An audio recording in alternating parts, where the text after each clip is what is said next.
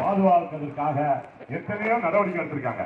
இப்ப அண்ணன் கேடி ராஜேந்திர பாலாஜி ஒருத்தர் இருந்தா போருங்க, நீங்க பட்டாசு தொழில் நீங்க நிம்மதியா செய்யலாம். யாராவது எந்த அதிகாரி வண்டியாவது வர முடியுமா சொல்லுங்க பாப்போம். ஏதாவது ஒரு வண்டி வர முடியுமா?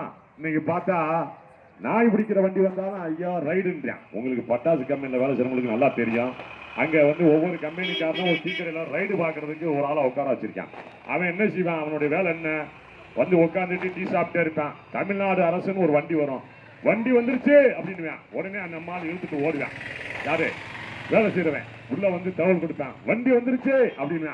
அங்க சாக்க பிடிப்பான், அங்க இழுத்து ஆக்சிடென்ட் ஆகி செத்து போவான்.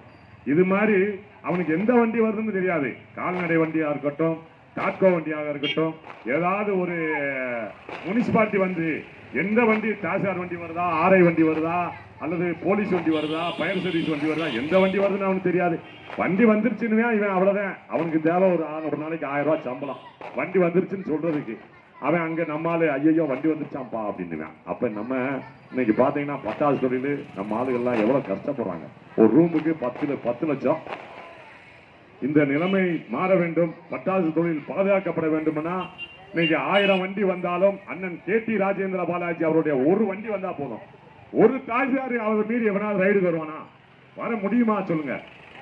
அமைச்சரா இருக்க போது எந்த வண்டியாவது ரைடுக்கு வர முடியுமா? அவன் போன் அடிப்பாரு, டேய் அதிகாரியே பார்த்து சொல்லுவாரு, எங்க ஆளுங்க பட்டாசு கம்பெனி அப்படித்தான் வேலை செய்வான், நீ என்னடா அங்க ரைடுக்கு போறேன்னு.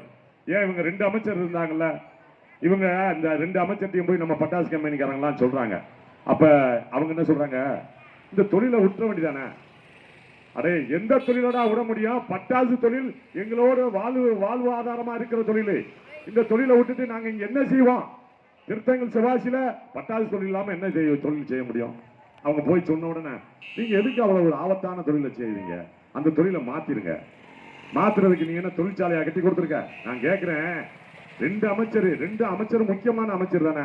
ஒனியை மீறி அதிகாரி எப்படி ரைடுக்கு வரான்? இங்க ஒருத்தர் வெடிபொருள் தாசியார்னு ஒருத்தர் இருந்தாரு, உங்களுக்கு எல்லாம் தெரிஞ்சிருக்கும். அந்த தாசியார் வந்து வண்டி வந்துச்சுனாலே அவன் நம்மால் பட்டாசு கம்பெனிக்காரன் நடுங்குவான். அந்த ஆள் ஒரு நாள் கேட்ட